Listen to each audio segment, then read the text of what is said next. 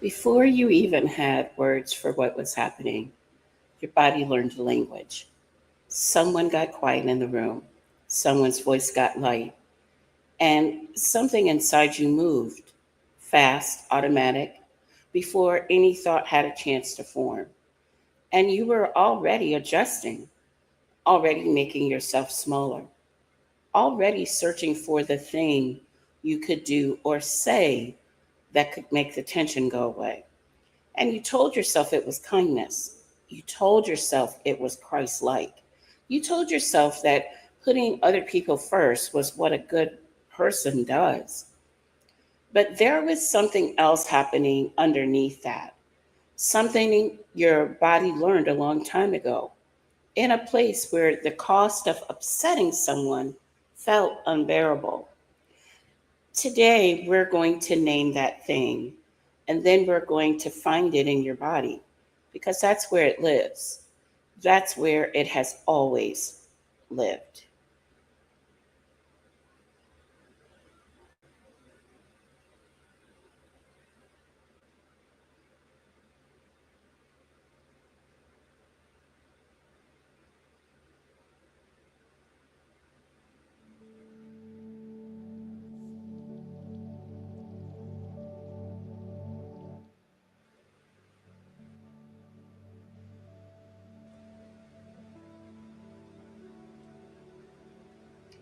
Welcome to Elisha Space, a sanctuary for healing, growth, and for the kind of honest conversations that actually change things.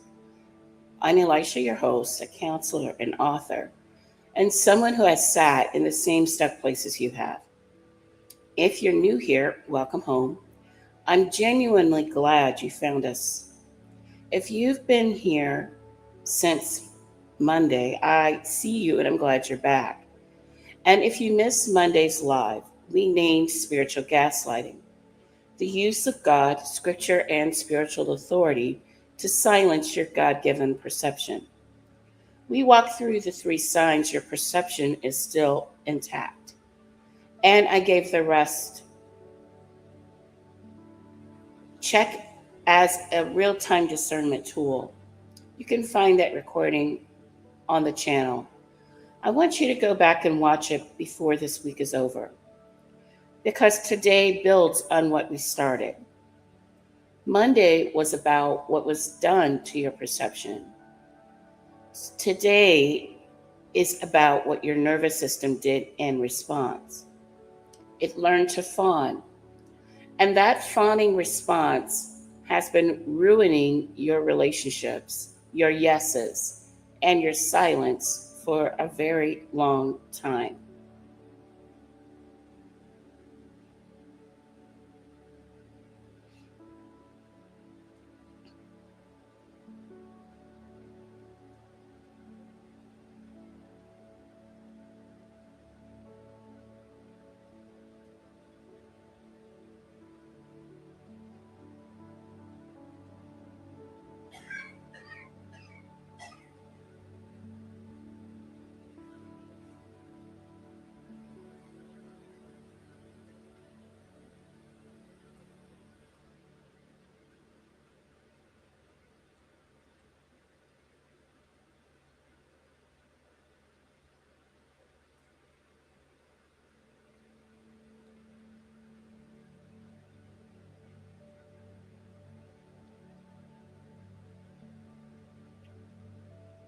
Most of you know the classic trauma responses: fight, I push back against the threat; flight, I get away from it; freeze, I go still and wait for it to pass.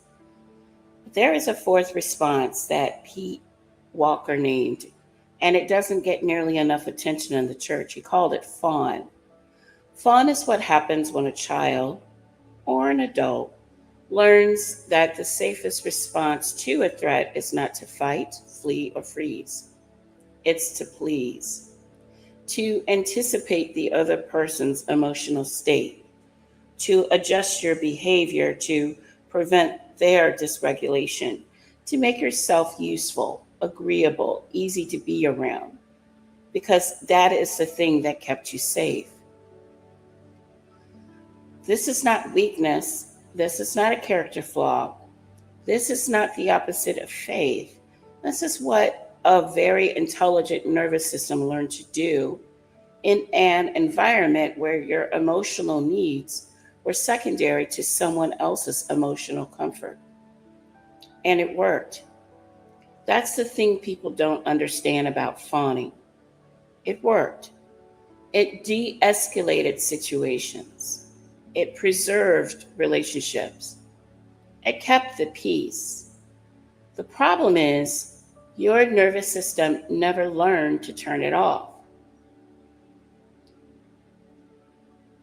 Here is what the fawn response looks like in daily life. I want you to recognize yourself in the list. You say yes before you've decided what you actually think. You apologize for things that aren't your fault, reflexively, automatically, before you've even processed what happened. You read the room before you speak. You monitor other people's facial expressions during conversations to calibrate how safe it is to keep talking. You feel physically uncomfortable, tight chest, shallow breathing, that low hum of dread when you sense that someone might be displeased with you, and you tell yourself that's love, that's service, that's the fruit of the Spirit. But here is what I need you to hear. There is a difference between choosing to defer out of love and being physiologically compelled to defer because your nervous system categorizes disapproval as a survivor threat. One is a fruit of the Spirit. The other is a wound wearing the costume of virtue.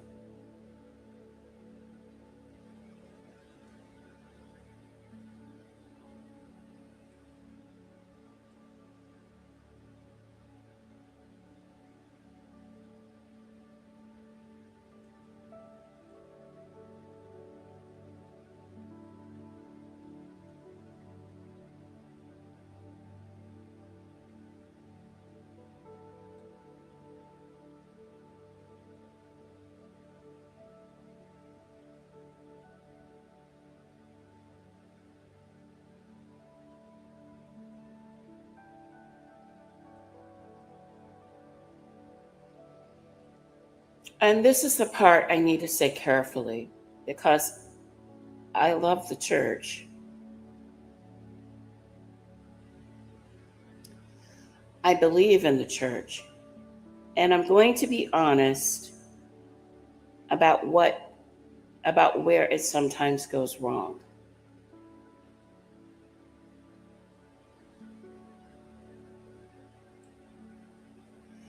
In some church cultures, not all, but some, certain theological frameworks were applied in ways that trained the fawn response in people specifically. Submit and don't question. That's fawning reinforced as obedience. Keep the peace at all costs. That's fawning reinforced as peacemaking. Your needs are less important than the other people in the room, your pastors, your families. That's fawning reinforced as sacrifice. If someone is upset with you, examine your heart first. That's fawning reinforced as humility. None of these things are wrong in isolation. Humility is real. Service is real. Submission in its proper context is a gift.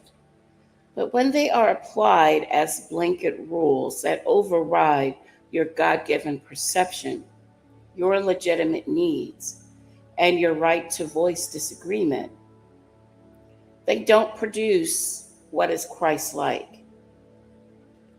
They produce people who have forgotten even their own names. And I want to say this gently but clearly. Jesus was not a fawner. He was a peacemaker, and there is a difference. A peacemaker works towards genuine reconciliation. A fawner suppresses conflict to avoid the cost of truth. Jesus turned over tables. Jesus said, "You have heard it said, but I say to you." Jesus named things out loud in public. That made powerful people deeply uncomfortable. The most Christ-like thing in your body might not be your yes. It might be the part of you that keeps saying quietly, "But that wasn't right."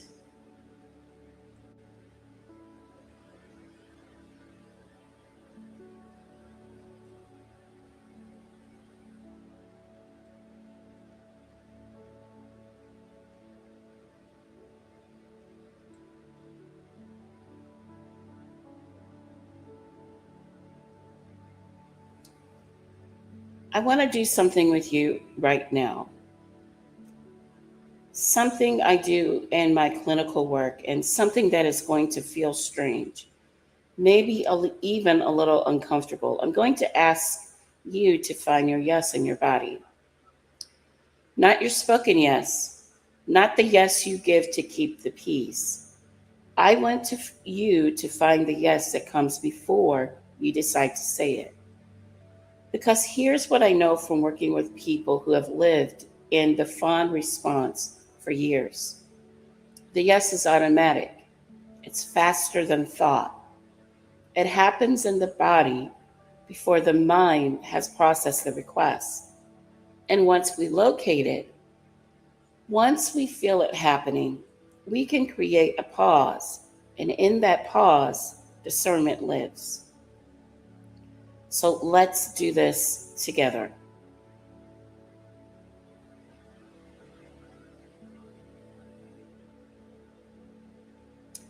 If you're in a safe place, close your eyes. If not, just soften your gaze. One hand on your chest, one hand on your belly. Take a slow breath in through your nose.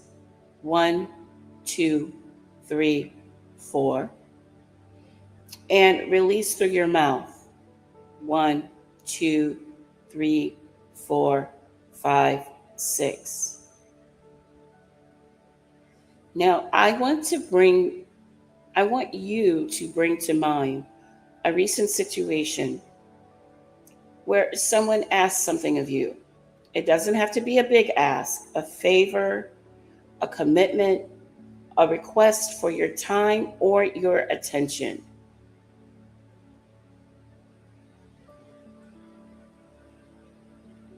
Feel yourself in that moment, the ask landing on you. And now I want you to notice, before you answered, before you spoke, where did your body move? Was there a tightening in your chest, a bracing, a slight constriction in your throat? Did your stomach do something? That physical response, that is the fawn response activating. Your nervous system recognizing a social cue and preparing you to comply before your prefrontal cortex has had a chance to ask, do I actually want to do this? Now breathe in. 1, 2, 3, 4. Hold. 1, 2. Release. 1, 2, 3, 4, 5, 6.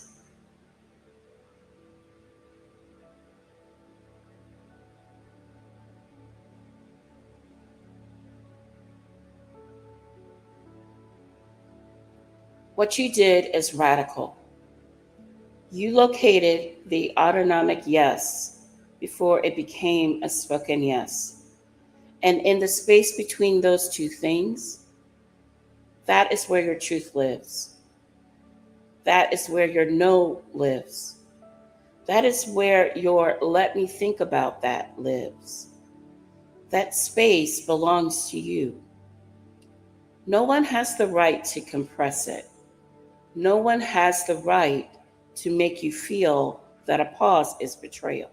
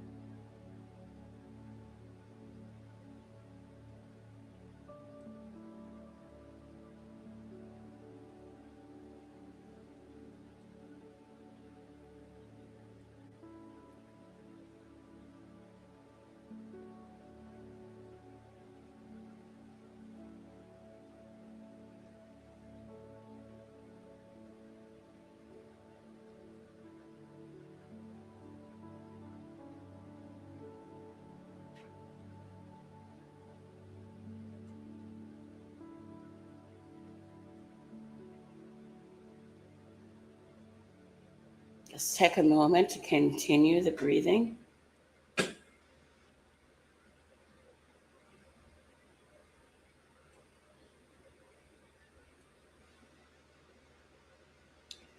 I want to give you a biblical identity to stand in because the Fawn response is a wound, and wounds need to be replaced with something true, not just treated. Galatians 1:10, Paul writes, "Am I now trying to win the approval of human beings or of God? Or am I trying to please people? If I were still trying to please people, I would not be a servant of Christ." He's not being harsh. He's being anatomical. He's naming a binary that is actually physiological. Your nervous system cannot simultaneously be regulated in the presence of God and hypervigilant to human approval. They run on different systems. One is parasympathetic, safe, grounded, present. The other is sympathetic, scanning, alert, braced for threat. You cannot be fully in the presence of God while your nervous system is running a people pleasing protocol. Not because God demands your attention, but because the fawn response was built to survive human danger. And it cannot tell the difference between a threatening person and a safe God. Proverbs 29:25. Fear of man will prove to be a snare, but whoever trusts in the Lord is kept safe. A snare, not a stumble, not a mistake. A snare, something that catches you, something that holds you in place, something that was designed to trap. The fear of disapproval, the physiological dread of someone's displeasure, is a snare that was set in you a long time ago by an environment that was not safe. And you've been living with it for so long, it stopped feeling like a trap. It started feeling like your personality. But here is what I want you to know: you are not a fawner at your core. At your core, you are a truth teller. I know this because you're watching this. You're watching this. I know this because you have not been able to fully convince yourself that what happened was fine. I know this because some part of you has kept saying, but that wasn't right, quietly, persistently, even when every system around you said to stop asking. That part of you, that is not rebellion. That is not bitterness. That is the image of God in you, refusing to be entirely silenced. Jesus said in John chapter 8, verse 32, "You will know the truth, and the truth will set you free." He didn't say that the truth will be comfortable. He didn't say the truth will be easy. He didn't say the truth will keep everyone happy. He said it will set you free. Your truth telling is not a betrayal of your truth, it is the fullest expression of it. His peace is not dependent on your circumstances being resolved. It is a regulated nervous system in the presence of a safe God. And a safe God, unlike the unsafe relationships that trained your fawn response, does not require your silence to stay in the room with you.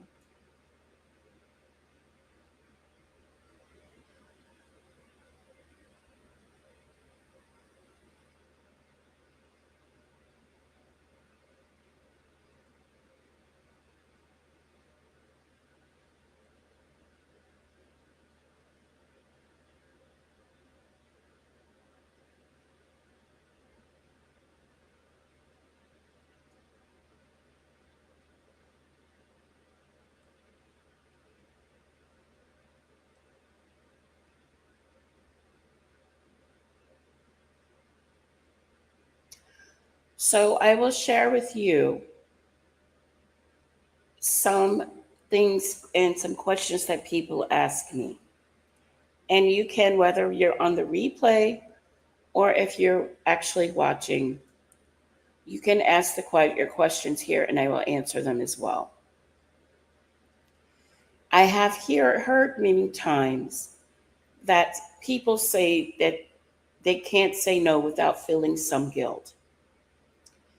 And my response to that is that guilt is not a moral compass. That guilt is the fawn response regulating itself.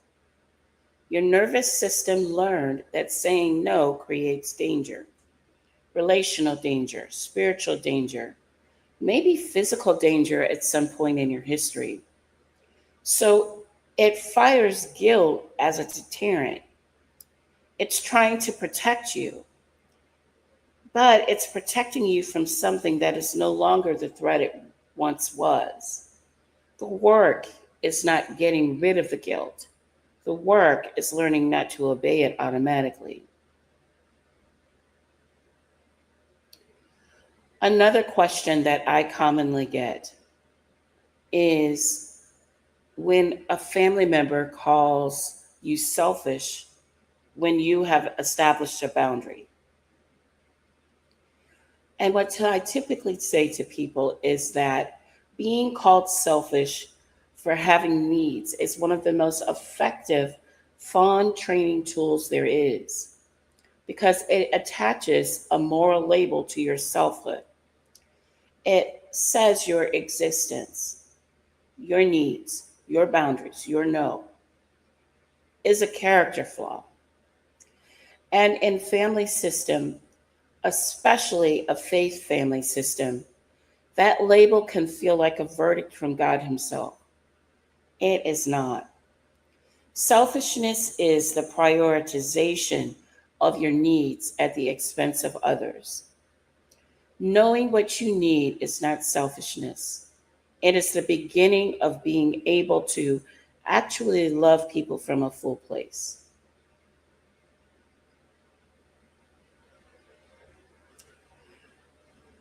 Another common question or statement that I get is that someone says that they don't even know what they want anymore. I hear that so often and it makes complete sense. When you spent years calibrating to what other people need, what other people feel, what other people are going to think, your own internal signals get quieter and quieter. Not because they're gone, because they've learned that no one is listening. And you reviewing this video, it's a small act of listening. Just locating the yes was an act of listening. And we are going to rebuild this slowly. You don't have to know everything you want. You just need to know that your wants exist and that they matter.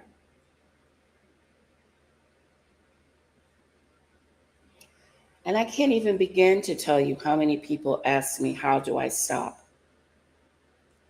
And the answer to that question is not all at once. And I want to be very careful about that. Trauma responses don't respond well to willpower. If you just decide to stop fawning, you'll either freeze, you'll go numb, or you'll flip to the opposite and swing toward anger or over assertion, which will scare you and pull you right back. The path is somatic. It starts with noticing the autonomic yes in your body, which you did tonight, then pausing, then asking, then deciding. That sequence, practiced slowly over time, is how you retrain the nervous system. It is not fast, it is not linear, but it is real. And then another question that I will go over that I'm commonly asked is, people feel shame for fawning. I encourage you to put the shame down. And I mean that clinically and pastorally. The fawn response is not a moral failure. It is a brilliantly adaptive survival mechanism that kept you safe in an environment that was not safe. You didn't choose it, it chose you. Shame is not the right response to a wound. Compassion is. And that's where we start. Not with not with self discipline. I'm tired, y'all. Not with self discipline, but with self compassion, which is, by the way, theologically sound. The same compassion that God extends to you, you are permitted to extend to yourself.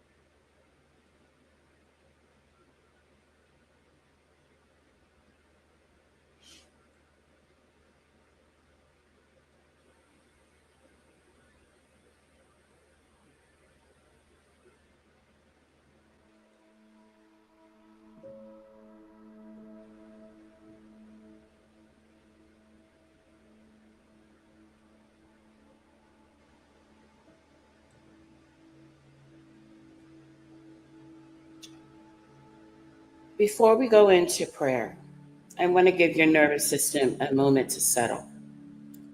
You've been processing a lot, and some of what I said may have landed in places that have been quiet for a long time. Let's give your body permission just to be here. If you're in a safe place, close your eyes. If not, soften your gaze. One hand on your chest, feel it rise and fall. Breathe in slowly.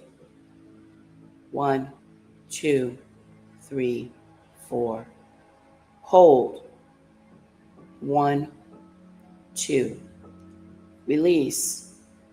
1, 2, 3, 4, 5, 6.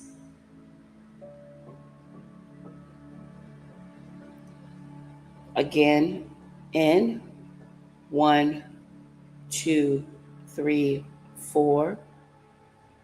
Hold 1, 2. Release 1, 2, 3, 4, 5, 6.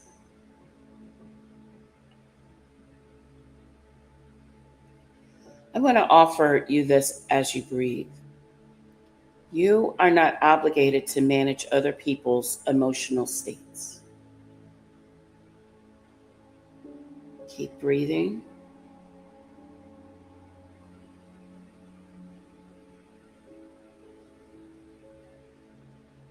You are not responsible for other people's reactions to your truth. Continue breathing.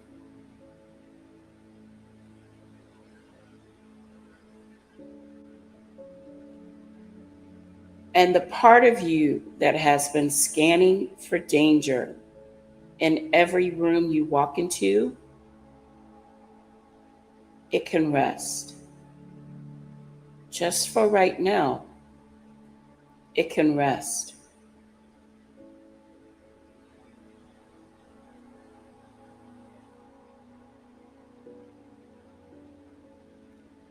One more breath in. 1, 2, 3, 4. Hold. 1, 2. Release. 1, 2, 3, 4, 5, 6.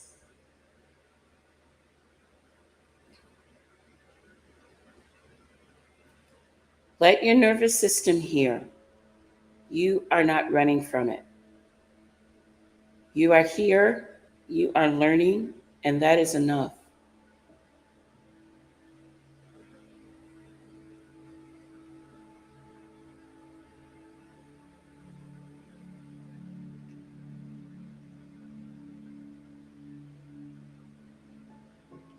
Father, I come before you on behalf of every person who has been pouring from an empty place,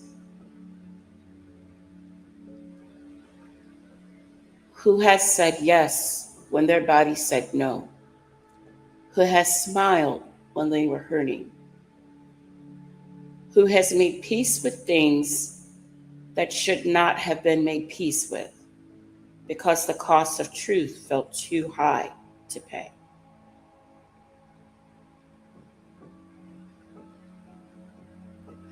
I ask you to meet them in their place where their fawn response lives, not to condemn it, not to demand that they perform health that they don't have, but just hold them there. In the autonomic yes, in the braced chest, in the room reading hypervigilance, and say, I see what that cost you, and I am not asking you to keep paying it.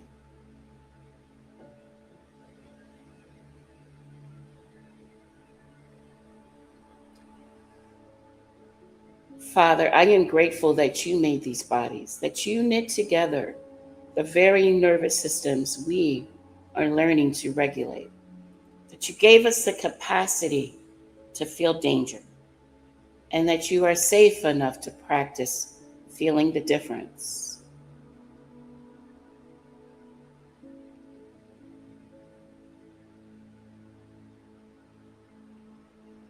Release them from the performance of peace. Give them the courage to know what they want, to say what they mean, to let their no be no and their yes be yes, the way your son taught.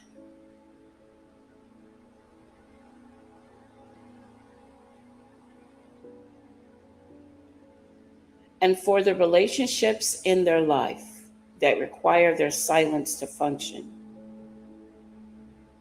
I ask you to bring that to their hearts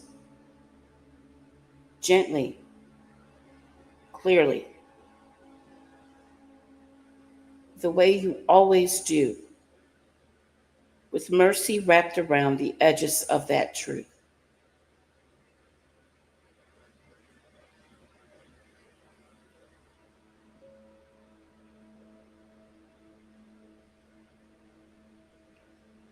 They are not too much. They are not too loud. They are not too complicated. They are exactly what you made. And you do not make things that need to apologize for existing.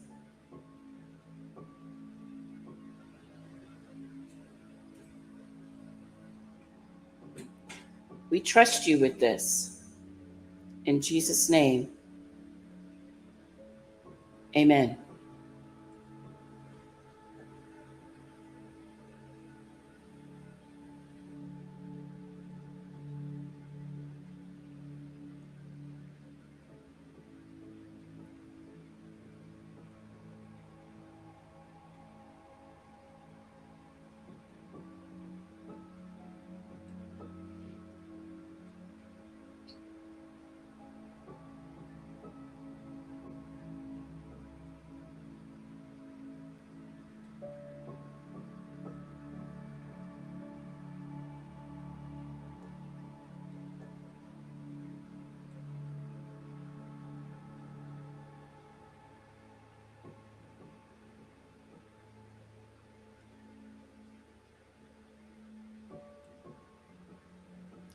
Your challenge this week is this: once, just once, before you answer a request, I want you to pause for 3 seconds. Just 3 seconds.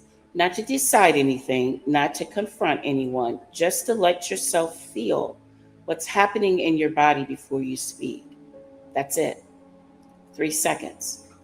Notice the atomic, notice the autonomic yes. Notice where it lives. And then from that notice place, choose what you say next. You don't have to say no. You don't have to set a boundary. You just have to let your nervous system be in the room before you answer. If this has helped you, share it. This is really how we get found. Text it to one person you know who has been saying yes when everything inside them is saying something else. You may be the first person who has ever given them language for what's happening. And if you want the Start Guide, my free somatic regulation resource, it's waiting for you at elishaspace.onpodium.com. It's a gentle place to begin. Tonight at 9 p.m., we're going into something deep: the father wound and your nervous system. How the first male relationship you ever had shaped every safe and unsafe relationship that came after.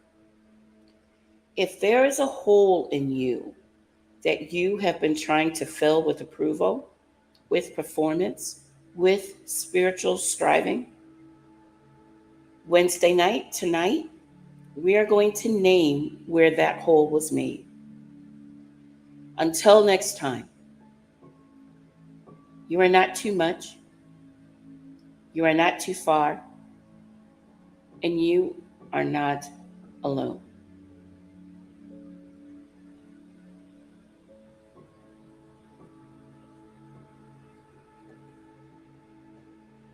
I look forward to seeing you this evening.